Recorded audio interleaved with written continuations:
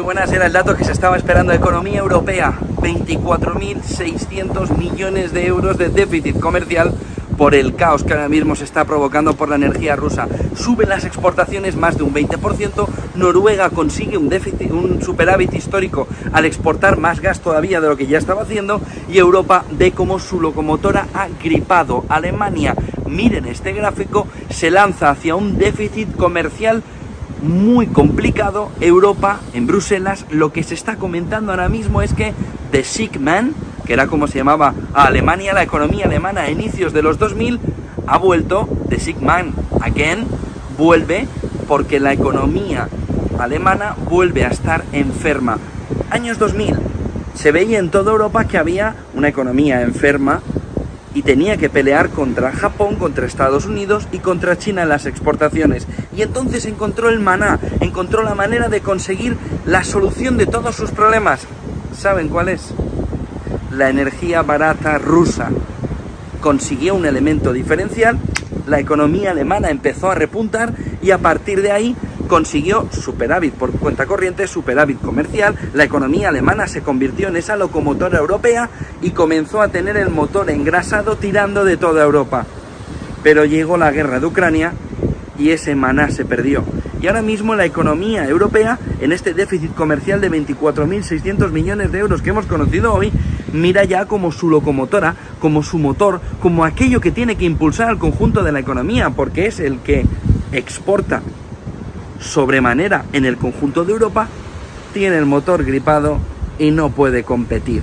Ojo, porque el déficit comercial que hemos conocido hoy devuelve a la economía alemana al año 2000, a ese periodo en el que el déficit comercial no se entendía y no se conseguía salir de esa situación. Y fíjense que está ayudándole un euro barato, un euro depreciado, y ni por esas la economía alemana está consiguiendo repuntar del conjunto de la economía. En el gráfico han visto como no solo Alemania, sino Italia y Francia tienen un déficit comercial ahora mismo muy complicado, pero nada comparado con lo que ahora mismo le está sucediendo a Alemania. Ojo, porque encontró el maná, lo acaba de perder, pero alguien se ha llevado el queso del crecimiento económico alemán y Alemania no encuentra dónde está su queso. Y ojo, porque la situación ahora mismo para la economía europea, después de ver este déficit comercial, es muy complicada. Más del 20% de crecimiento de las importaciones en un momento en el que la economía está mirando a la recesión de una manera agresiva y claramente su locomotora, el motor que tiene que tirar del conjunto de la economía, ha hecho caput. ¿Por qué? Porque ha perdido ese maná que había encontrado. La energía rusa que se ha ido y veremos si volverá algún día, pero Alemania necesita encontrar un nuevo maná que ahora mismo no ve en el horizonte. Alguien se ha llevado el queso alemán.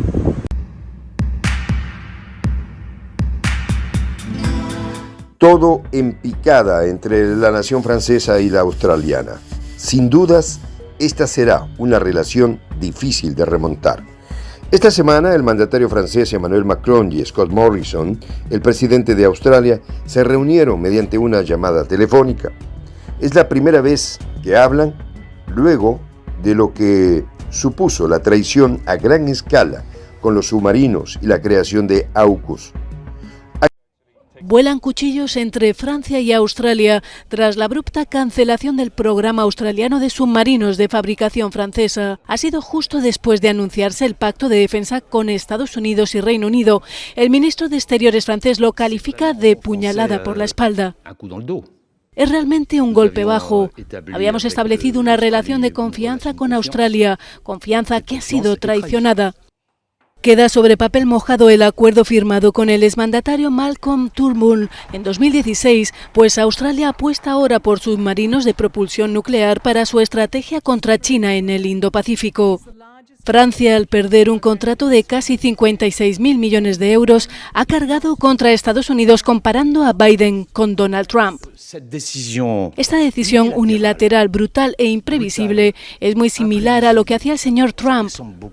Nos enteramos de repente por una declaración del presidente Biden que el contrato entre Australia y Francia ha sido cancelado y que Estados Unidos va a hacer una oferta de submarinos nucleares, oferta que desconocemos. En 2016, Australia adjudicó el contrato de submarinos a los astilleros militares franceses de Naval Group, de titularidad estatal. El secretario general del sindicato CGT del Grupo Naval de Cherburgo matiza la decepción y asegura que los riesgos se veían venir. Confirma, eso sí, que unos 500 puestos de trabajo están ocupados en actividades ligadas a ese contrato millonario, incluidos los de un centenar de australianos.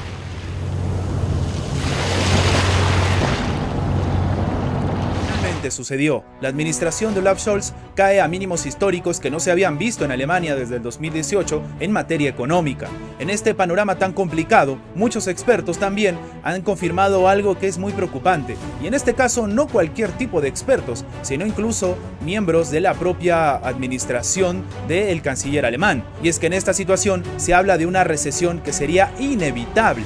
Con estas palabras, hablando más o menos para la segunda mitad de lo que sería en el próximo año, la situación en Alemania está bastante complicada. Y de hecho, el propio canciller alemán Olaf Scholz, que durante su administración empezó a cambiar con la forma y el discurso que tenía primero sobre Ucrania, después sobre Rusia, en este momento tan complicado, para muchos expertos, de repente se podría tomar ciertas medidas retrocediendo para no ver lo que el Fondo Monetario Internacional en su momento le decía, y es que tranquilamente la administración alemana sin la energía rusa podría dejar de ser. Ayer empezamos a decir en algunos videos cómo bancos en Estados Unidos, en particular Bank of America y JP Morgan, pues estaban empezando a cancelar, por así decirlo, las sanciones que habían puesto el Tesoro de Estados Unidos en contra de Rusia, y empezaban de nuevo a comerciar con bonos rusos, con deuda rusa, con rublos, pues, ¿no? Algo que pues es la primera sanción que impuso Estados Unidos, era precisamente que esto no sucedería, precisamente para sacar a los rusos del mercado internacional y en particular estadounidense, ¿no? Con los bonos rusos. Ya no son ni acciones de empresas rusas, son los bonos rusos, los bonos de deuda. Pues los bancos estadounidenses pues les valió y empezaron a transaccionar por, bueno, varias circunstancias, bueno, dos en particular. Una, que ahorita los bonos rusos pagan hasta el 10% de interés, lo cual es una muy buena tasa, recordando que en Estados Unidos el bono del Tesoro estadounidense paga como 1.5%, o sea, 10 veces más de interés. Pero por otro lado, se paga en rublos, y el rublos es ahorita la divisa que tiene mayores ganancias a nivel mundial en el 2022. Sí, así es, por increíble e irónico que parezca, después de las sanciones económicas contra Rusia, cuando el fin era devaluar el rublo hasta niveles insospechados, que fuera una moneda basura, como por ejemplo el bolívar venezolano, acabó siendo exactamente lo contrario, acabó siendo la moneda más valiosa. Entonces el bono ruso es un bono que paga 10% de interés en la moneda más valiosa en la 2022. Bueno, pues evidentemente es un gran activo, ¿no? Uno preferiría tener un bono ruso que, por ejemplo, un bono del gobierno de Estados Unidos o una criptomoneda. Entonces, a los bancos estadounidenses les valió y empezaron a transaccionar todo eso. Claro, porque esto se lo pedían los inversionistas. Pero sucede que el día de hoy ha pasado exactamente lo mismo y en Europa, lo cual es verdaderamente sorprendente. Nadie más que el ministro de la Defensa ruso, Sergei Shoigu, ha dicho que se ha prácticamente acabado, han derrumbado todo lo que era el supermito de las grandes armas. Él las llama las superarmas de Occidente contra Rusia, que le iban a dar una pela a la Federación, que iban a inclinar la balanza a su favor. Y ha dicho Shoigu que han sido derrotadas en todos los flancos. No hay las Fuerzas Armadas del actor comediante han recibido probablemente uno de los mayores golpes en meses. Estamos hablando de más de 2.000 combatientes que fueron aniquilados. 2.000 fueron aniquilados en Soledar, en la planta Soledar, en la planta industrial en la ciudad ucraniana de Soledar. Y te voy a decir algo. Eso lo está confirmando hace pocas horas el portavoz del Ministerio de la Defensa, Igor Konachenkov, y dijo que en una operación comando, en una operación múltiple de acciones ofensivas, las pérdidas de la brigada mecanizada de las Fuerzas Armadas del comandante ascienden a más de 2.000 personas. En estas acciones ofensivas, también esta brigada número 14, mecanizada de estas Fuerzas Armadas, ascendieron a este total. Pero si tú vas un poco más allá, según lo que explica el Ministerio de Defensa ruso, si incluyes a la 56 Brigada de Infantería Motorizada de las Fuerzas Armadas del comediante actor, allí las pérdidas superan el 70%. Esto te estoy hablando de las últimas horas.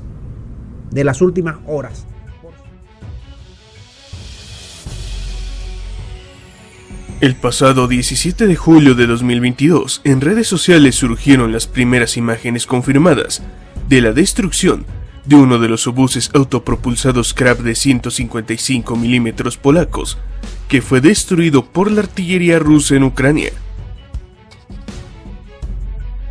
Este fue un hecho que sorprendió a muchos, pues apenas el día 13 de julio de 2022, los obuses Krab de 155 milímetros fueron captados en video a bordo de trenes cruzando la frontera polaca rumbo al frente de batalla.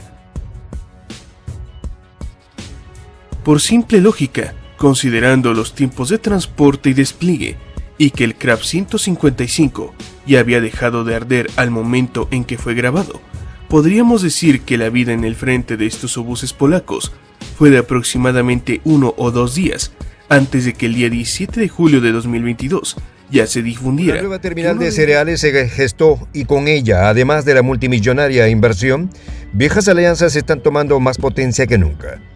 Hoy les contaremos cómo China, Rusia y Oriente Medio tomaron la posta comercial de la zona e invirtieron en un impresionante proyecto.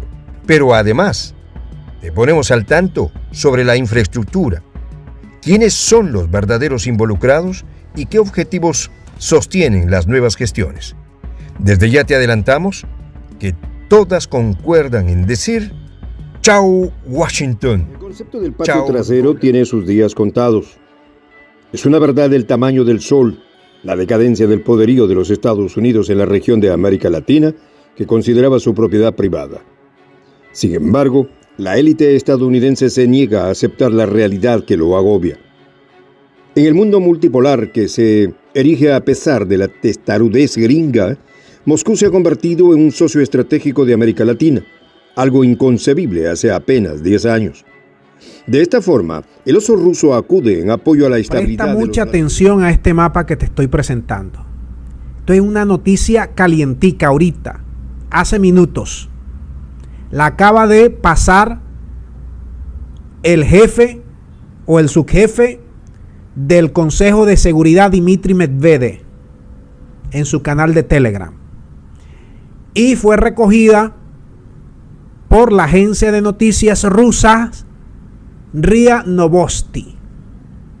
Allí, como ustedes observan en el mapa, el señor Medvedev anuncia que Ucrania va a ser repartida en 4 toletes: Rusia, Rumania, Hungría y Polonia. Y solo va a quedar allí como se ve en amarillo, ¿quién? This is Russia. Delicious cuisine. Beautiful women. Cheap gas. Rich history. World-famous literature. Unique architecture. Fertile soil. Cheap electricity and water. Ballet. Cheap taxi and delivery. Traditional values. Christianity. No cancel culture. Hospitality. Vodka.